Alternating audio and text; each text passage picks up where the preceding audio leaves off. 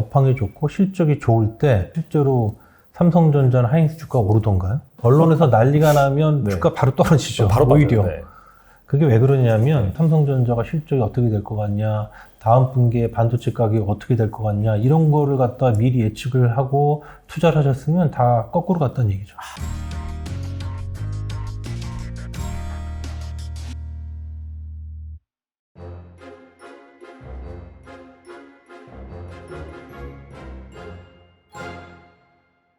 하이투자증권의 송명석 연구위원님 모셨습니다. 안녕하세요. 네, 반갑습니다. 또 위원님과 함께 이 반도체 산업에 대해서 구체적으로 알아보는 시간을 가질 터인데, 제가 알기로는 위원님께서 이제 작년 4월달 정도에 그때부터 약간 좀 반도체라든지 뭐 삼성전자라든지 좀 그때부터는 좀 분할로 이식을 해야 된다, 이렇게 말씀하신 걸로 알고 있어요.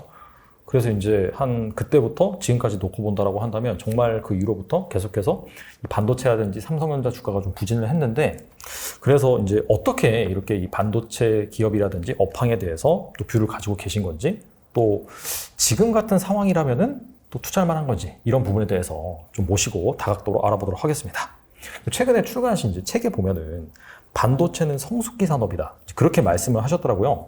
근데 일반적으로 반도체가 4차 산업혁명의 쌀, 당연히 필수적으로 필요한 거니까 당연히 이 뭐 AI라든지 뭐 우주항공이라든지 그런 거가 엮여서 계속적으로 성장한 것이 아니냐, 그래서 성장 산업이 아니냐, 대부분 그렇게 생각을 하거든요. 근데 그럼에도 불구하고 왜 메모리 반도체 같은 경우에 성숙기라고 하셨는지 궁금하거든요. 일단 우리가 역사를 한번 살펴보면 D램이 본격적으로 수요가 성장한 것은 그 PC에서 윈도우즈가 나왔을 때 한 1995년경이에요. 그때는 수요 성장률이요, 연간 뭐 100%씩 그렇게 나왔습니다. 그때는. 엄청나네요. 네, 굉장히 이제 높은 상황이었고, 그때는 물론 이제 공급 업체들도 뭐 한 25개 그렇게 있던 시절이에요. 그래서 수요 성장률도 굉장히 높고, 또 워낙 많은 회사들이 있었다 보니까 공급 증가율도 굉장히 높았던, 그래서 업황이 좋고 나쁨의 그런 플럭추에이션이 굉장히 컸던 시절입니다. 이제 그러다가 이제 그 스마트폰 시대로 들어왔죠. 스마트폰 시대에 들어와서는 수요 성장률이 대략 40% 수준이었어요. 떨어진 거죠. 네. 그러다가 이제는 PC 성장이 죽고, 그 다음에 스마트폰이 들어오면서 바통을 이어받고, 최근 와서는 이제 스마트폰 산업 부분도 굉장히 성장률이 떨어졌잖아요. 네. 그러니까 기존의 시장을 이끌던 PC나 스마트폰 부분의 성장이 떨어지다 보니까 지금 말씀하신 그런 성장 부분, 뭐 AI라든지 뭐 자동차 이런 쪽이 들어와서, 그거는 결국은 이제 그 클라우드 컴퓨팅하고 연결되는 얘기인데, 서버 쪽에서의 D램 수요가 이제 증가하는 그런 모습이 나오고 있다 하더라도 최근에 와서는 거의 대부분 수요 성장률이 한 20% 전후거든요. 그러니까 물론 성장이 앞으로도 있긴 있을 거예요. 이제 말씀하신 그런 신규 성장 부분들 때문에. 네. 자, 그러나 기존에 굉장히 큰 폭의 성장을 이끌었던 산업들은 또 그 반대로 죽어버리기 때문에 성장률은 역사적으로 지금 계속 하는 그런 상황이 있는 거예요. 그러다 보니까 이제 제가 성숙 산업으로 지금 가고 있다, 이렇게 말씀을 드리는 건데, 근데 이제 여기서 오해하시면 안 되는 게, 성숙 산업이라고 해서 반드시 나쁜 건 아니에요. 자, 옛날에 제가 잠깐 말씀드렸지만은 PC 그 수요가 커질 때는 수요도 굉장히 컸지만 공급업체들도 25개 이러면서 공급 증가율도 어마어마했거든요. 근데 지금은 이제 큰 회사 3개 이 정도 남으면서 수요 성장률도 한 20% 정도로 내려왔지만, 또 그만큼 공급 증가율도 그 정도 수준으로 또 내려왔거든요. 그렇기 때문에 오히려 지금은 그 사이클의 길이가 옛날에는 이제 4년 정도, 그래서 우리가 그걸 옛날에는 올림픽 사이클이라고 그랬습니다. 근데 지금은 사이클의 길이가 대략 한 2년 정도. 상승 사이클도 2년, 뭐 하락 사이클은 대략 한 1년에서 2년. 이 정도로 좁아지면서, 또 회사들이 얼마 안 남았기 때문에 그 남아있는 회사들이 그 시장 전체의 과실을 또 나눠 먹는 그런 시장이다 보니까 반도체 회사들의 이익은 오히려 더 증액이 되고 이제 그런 시장인 거예요. 그러니까 성숙 산업에서 반드시 나쁜 거는 또 아닌 거죠. 그러니까 투자 관점에서는 사실 뭐 성장 산업이라고 해서 무조건 주가가 오르는 것도 아니고, 그 다음에 성숙 산업이라고 해서 투자 매력이 없는 것도 아니고, 말씀을 들어보니까 애플 같은 경우에도 사실상 이 스마트폰 시장에서 어느 정도 점유율을 확대한 다음에 그 다음부터는 그 시장 같은 경우에는 성숙 산업이었지만은 또 계속해서 이제 주가가 좋은 퍼포먼스를 보인 적이 있기 때문에 약간 좀 승자들이 어느 정도 견고한 입지를 다지면서 이익을 잘 창출할 수 있는 매력적인 그런 투자 대상이라고 볼 수 있겠네요. 네, 맞습니다. 그리고 이 반도체는 메모리 반도체죠. 배추 농사와 유사한 산업이라고 하셨는데 오늘 네. 약간 좀 궁금하거든요. 어떤 네. 비유가 들어가 있는지. 네. 일단 배추 농사도 사실 사이클이 있죠. 이게 어떤 말씀이냐면 어떤 해에 이제 홍수나 가뭄이 이제 들어서 배추의 생산량이 줄게 되면 그러면은 우리가 배추의 생산량이 줄었다 그래서 김치를 덜 먹진 않잖아요. 그렇죠. 그리고 그걸 대체할 것도 없죠. 그러다 보니까 그 배추 가격이 어마어마하게 오르게 되는 거죠. 그러다가 배추 가격이 그렇게 오르게 되면 당연히 이제 농부들이 더 많은 배추 농사를 짓게 되겠죠. 가격이 좋으니까. 이제 그러다 보면 또 배추의 생산량이 늘어나게 되는데 배추 생산량이 늘어났다고 해서 우리가 또 그거 편의를 봐서 김치를 더 많이 먹진 않잖아요. 그렇죠. 그렇게 되면은 이제 배추가 공급 과잉이 되죠. 그러면 이제 공급 과잉이 되다 보니까 가격은 또 떨어지게 되죠.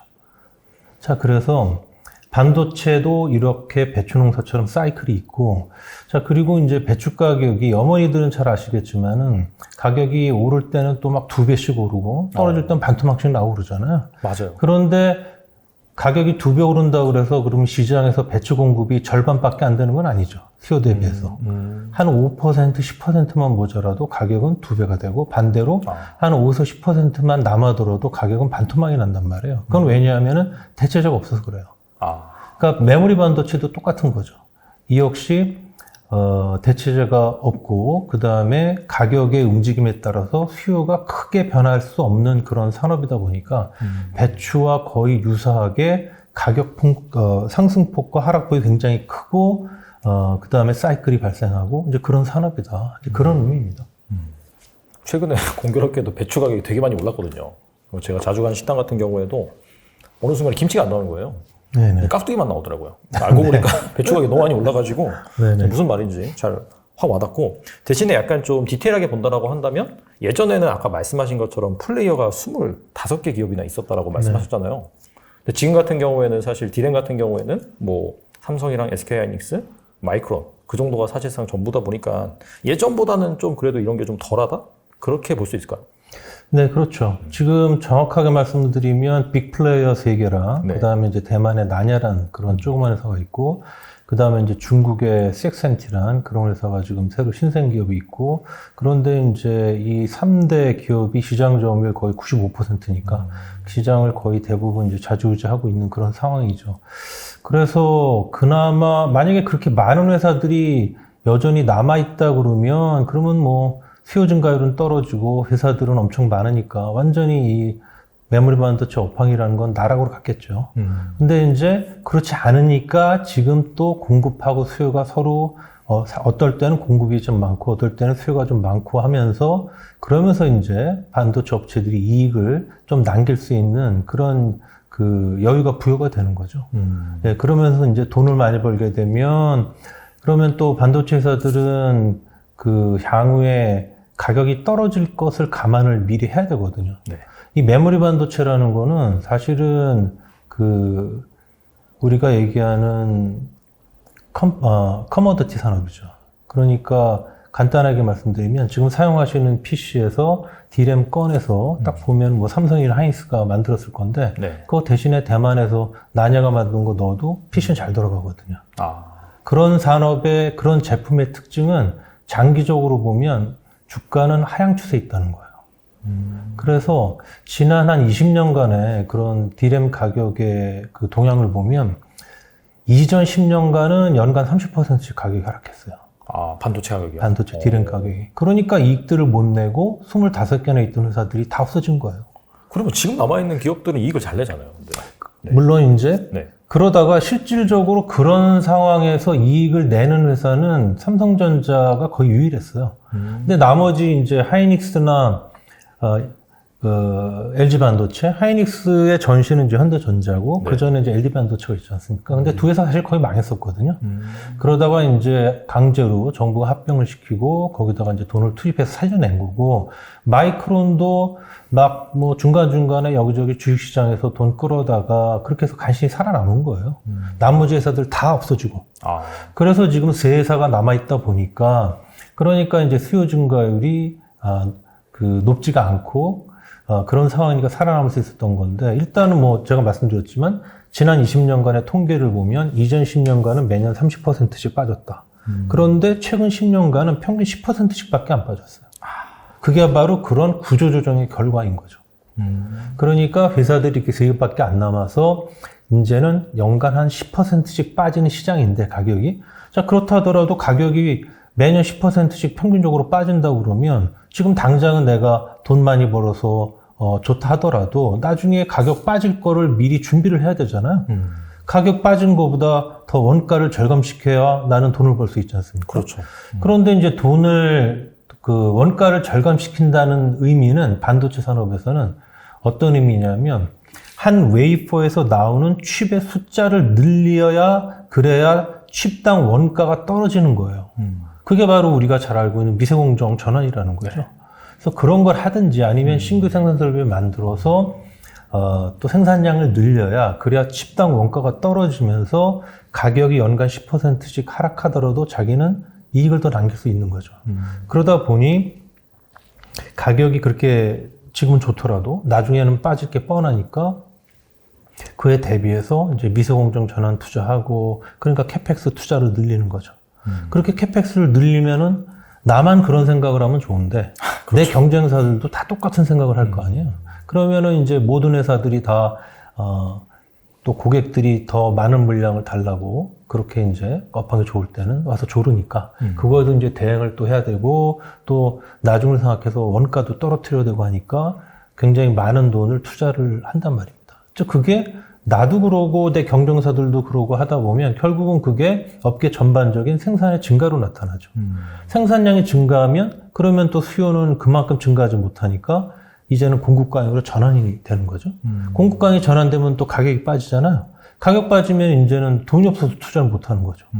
투자를 못 하면 또 생산 증가율이 낮아지게 되죠. 그렇죠. 생산 증가율이 낮아지면 또 수요는 뭐 어쨌든 뭐 속도에 따라 다르지만 올라오니까 시간이 좀 지나게 되면 다시 또 공급이 부족하게 되고 그러면은 다시 가격이 오르게 되고 업황이 좋아지고 또 투자가 늘어나고 그러니까 이런 사이클의 지속 반복이 이 메모리 반도체 업황의 전형적인 특성이에요. 확실히 좀 예전보다는 경쟁자가 많이 줄어들었다 하더라도 본연적인 그런 특징을 이런 특징을 가지고 있다 보니까 이런 사이클이 반복될 수밖에 없겠네요. 그렇죠. 그거는 어쩔 수 없는 특성. 그래서 이제 제가 이제 회사 3개 남았다고 이제 네. 큰 회사는 그래서 그 회사들이 그렇게 이제 많이 없어지고 회사 3개 남았다 이제 이렇게 됐을 때 많은 분들이 이제는 메모리 반도체 산업에는 사이클이 없을 거다. 계속 성장만 하는 산업일 거다라고 주장하시는 분들이 굉장히 많아요. 저도 그 얘기 들었어요, 옛날에. 네. 그런데 그거는 산업의 특성을 이해를 못 하시는 거예요. 그리고 이제 뭐 이렇게까지 말씀을 드리면 또 어떤 질문들을 하시냐면 아니 그러면 이렇게 간단한 논리를 그 반도체 회사들 머리 좋은 사람들이 그걸 모를 리가 있냐. 아니 그러면은 서로 뭐 암암리에 뭐 서로 야 우리 뭐 정도 이 정도만 해서 생산 증가율 뭐 지금 뭐 좋다고 해서 투자 너무 많이 하지 말고 이 정도만 하면 그러면 앞으로 계속 좋지 않겠냐 왜 그걸 모르겠냐 이제 그렇게 얘기를 하시죠. 그렇죠. 근데 이제 그렇게 할 수가 없어요. 왜냐하면 기본적으로 그렇게 오피셜리 뭐 그런 얘기들을 서로 하다가 걸리면 반독점으로 크게 큰일이 나고 네. 그 다음에 오피셜하게 그런 얘기를 안 하고 서로 암암리에 그렇게 알고 있다 하더라도 욕심 때문에 그렇게 못하게 됩니다. 예를 들면 업황이 지금처럼 되게 나쁘단 말이에요. 딱 이런데 지금도 그런 말씀하시는 분들이 많아요. 지금 업황이 이렇게 안 좋은데 가동률 낮춰야 되는 거 아니냐. 니네 뭐 네가 하든 네가 하든 이제 그런 얘기를 하죠. 투자가분들이. 근데 그렇게 못해요. 왜냐하면 예를 들면 제가 이제 하이닉스예요. 네. 자 그리고 이제 경쟁사 두 회사가 있죠. 네. 자 그런데 너무 지금 상황이 안 좋다 그래가지고 내가 가동률을 낮추고 출하량을 한번 줄였다고 생각을 해보세요. 그러면 결국은 그렇게 좀 시간이 지나면은 업황 좋아지겠죠. 가격 다시 오르고. 네. 근데 그 수혜를 누가 다 가져갑니까? 경쟁사들이. 경쟁사들은 하나도 안 줄이고 그대로 생산량 뭐 많이 가져가고 있는데 나만 줄여가지고 나는 생산 낮춰놓고 그러면 훨씬 더 많은 이익을 경쟁사들이 보잖아요. 그렇죠. 그리고 나는 시장점을 떨어지고. 그러면 그게 결국은 또 경쟁사들이 더 많은 투자를 할 수 있게끔 만들어주는 일인 거예요. 그러니까 내가 희생해서 남을 좋게 만들어주게 하는 일인 거예요. 그러면 그 사이에 경쟁 격차는 더 벌어질 거 아닙니까? 그러니까 절대 그럴 수가 없는 거예요. 이 산업은. 약간 좀 재수의 딜레마랑 좀 비슷한 그렇죠. 그래서 느낌이 드네요. 이쪽은 무한 사이클의 무한 반복일 수밖에 없는 겁니다. 사실 그런 부분 때문에 어떻게 본다면은 이 반도체 산업의 그런 주가들이 지금 최근에 안 좋은 그런 상황이고, 그래서 사실 투자자들도 많이 힘든 것 같긴 해요.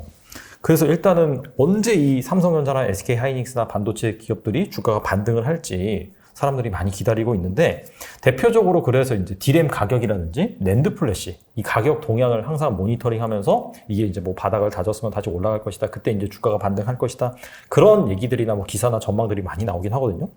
그래서 실제 이 반도체 산업에 투자할 때 그 사이클을 알아볼 때 이런 메모리 반도체 가격 말고도 중요한 그런 지표가 일단 뭐가 있을까요? 메모리 반도체 가격이라는 건요, 결국은 그게 이제 업황을 얘기하는 거고, 그게 결국은 반도체 회사 실적을 얘기하는 거죠. 네. 자, 그런데 반도체 가격이 오르고, 그 다음에 업황이 좋고, 실적이 좋을 때, 그런 그 발표가 나면 실제로 삼성전자나 하이닉스 주가가 오르던가요? 실적이 아니죠. 되게 좋았다 이러면서 오히려 막 언론에서 난리가 나면 네. 주가 바로 떨어지죠. 바로 오히려. 빠져요. 네. 그게 왜 그러냐면 제가 지금부터는 그 자료를 하나 네. 보면서 말씀을 드릴게요. 자, 여기 한번 그 자료를 보시면요.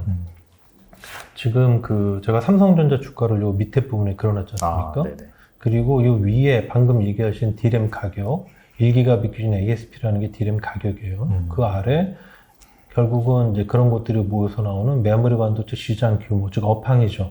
네. 이 두 가지는 반도체 회사들, 삼성전자의 실적하고 바로 연결이 되는 그런 요인들이에요. 자, 우리가 근데 여기서 먼저 그 알고 넘어가야 될 게, 주가라는 거는 어느 주가나 주당 가치, EPS나 BPS 같은 주당 가치 곱하기 거기다 퍼나 PBR 같은 밸류에이션 베이스가 곱해서 나오는 게 그 주가죠. 네. 자, 그런 상황에서 일단 요 두 가지는 그런 EPS, BPS랑 연동이 되는 주당 가치 요인들인 겁니다. 자, 그런데 그 아래는 제가 글로벌 유동성 전년 동기 대비 증감률이라는 걸 그려놨고, 그 다음에 미국 ISM 제조업지수라는 걸 그려놨는데, 이거는 뭐냐면 향후의 경기를 미리 알려주는 그런 경기 선행 지표입니다. 대략 뭐 한 6개월, 9개월 선행하죠. 자, 그런데 얘는 결국은 경기 민감주들의 밸류에이션 배수를 결정을 하는 요인들이에요. 향후의 경기가 좋을 것 같아야 지금 높은 배수가 부여된단 말입니다. 자, 그런데 자, 2018년부터 한번 삼성전자 주가랑 그 다음에 여기 위에 제가 주당 가치 요인들이라고 얘기했던 디램 가격, 그 다음에 메모리 반도체 업황이랑 한번 비교해 보시면 삼성전자 주가랑 방향성이 어땠습니까? 반대네요. 반대죠. 네. 이게 너무 신기하다고 생각들 하는 거예요. 아니, 주가라는 거는 실적을 반영한다고 그러는데, 왜 실적을 그 얘기해주는 그런 지표들이랑 주가가 반대로 가냐. 정말 이해하기 어렵죠. 자, 그런데 반대로 보시면은 글로벌 유동성 YY 증감률, 미국 ISM 제조지수 같은 이런 경기 선행 지표들은 2018년 이전이나 이후나 주가하고 방향성이 어땠는지 한번 보십시오. 거의 비슷하네요. 진짜. 그렇죠. 거의 똑같아요. 자, 그러니까 반도체 주가는 이러한 그 예를 들면 다음 분기에 삼성전자가 실적이 어떻게 될 것 같냐, 다음 분기에 반도체 가격이 어떻게 될 것 같냐, 이런 거를 갖다 미리 예측을 하고 투자를 하셨으면 다 거꾸로 갔다는 얘기죠. 반대로 경기 선행 지표들이 지금 어떻게 나오냐를 보면, 그러면은 이제 주가가 바로바로 그거랑 똑같이 간다, 그 얘기잖아요. 그러니까 반도체 주가를 맞추려고 그러면은 경기 선행 지표가 어떻게 될 것 같은지 그걸 맞춰야 되는 거예요. 자, 그러면 왜 이러한 경기 선행 지표들이 주가랑 동행하는지 한번 그 이유를 제가 말씀을 드릴게요. 여기 보시면은 제가 왼쪽 그림에는 글로벌 유동성 증감률이랑 반도체 시장 규모를 그려놨고요. 네. 여기는 미국 ISM 제조업지수랑 메모리 반도체 시장 규모를 비교해놨고요. 여기는 중국의 크레딧 임펄스 지수랑 경기 선행 지표랑 메모리 반도체 시장을 제가 이렇게 비교를 해놨습니다. 여기 보시면은 거의 양 지표들이 거의 똑같이 가죠? 사이클이 변곡점도 비슷하네요. 거의 네. 예, 그렇죠. 근데 여기서 주의하실 점은 이 메모리 반도체 시장, 즉 업황을 제가 왼쪽으로 6개월을 당겨 놓은 거예요. 아, 그러니까 이 얘기는 뭐냐면 이러한 경기 선행 지표들이 메모리 반도체 업황을 한 6개월에서 9개월 정도 미리 앞서서 알려주고 있다는 거예요. 왜 알려주고 있냐면 향후의 수요를 이런 경기 선행 지표들이 미리 알려주니까. 그래서 그런 거란 말입니다. 자, 그래서 주가가 실적을 반영해요. 네. 그런데 그거는 지금의 실적이 아니라 미래의 실적을 반영하죠.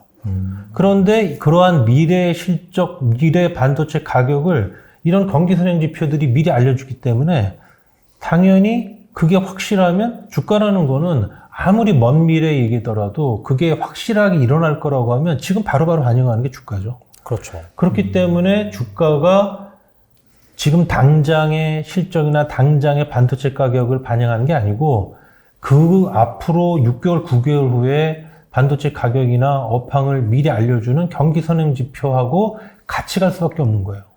그러니까 경기 선행 지표를 예측을 해야 돼요. 반도체 주가를 맞추려고. 근데 저기에서 그 중국의 크레딧 임펄스 그거는 구체적으로 어떤 지표죠? 이거는 이제 중국의 전체 GDP에서 중국의 민간 부분이 창출해내는 그런 유동성을 의미하는 거예요. 아, 그래서 이제 얘가 올라간다 그러면 그럼 경기가 이제 살아나는 거예요. 아무래도 이제 메모리 반도체 수요가 가장 많은 국가가 또 중국이기도 하니까. 맞습니다. 예. 그 아까 초반에 이제 반도체가 이제 배추 농사 비슷하다고 말씀하셨잖아요. 네. 그만큼 필수 소비재이기 때문에 네. 이 수요와 공급이 조금만 변동을 해도 가격 변동성이 크다라고 말씀하셨는데 반도체가 사실 이 글로벌 산업에서는 이 배추와 같은 필수 소비재다 보니까 확실히 말씀하신 그런 경기 선행 지표에 따라서 업황이 결정이 되고 주가가 형성이 된다. 그렇게 볼 수가 있겠네요. 그러니까 마치 원유와 같다. 원자재로 봐도 된다. 그렇게 보시면 되겠죠.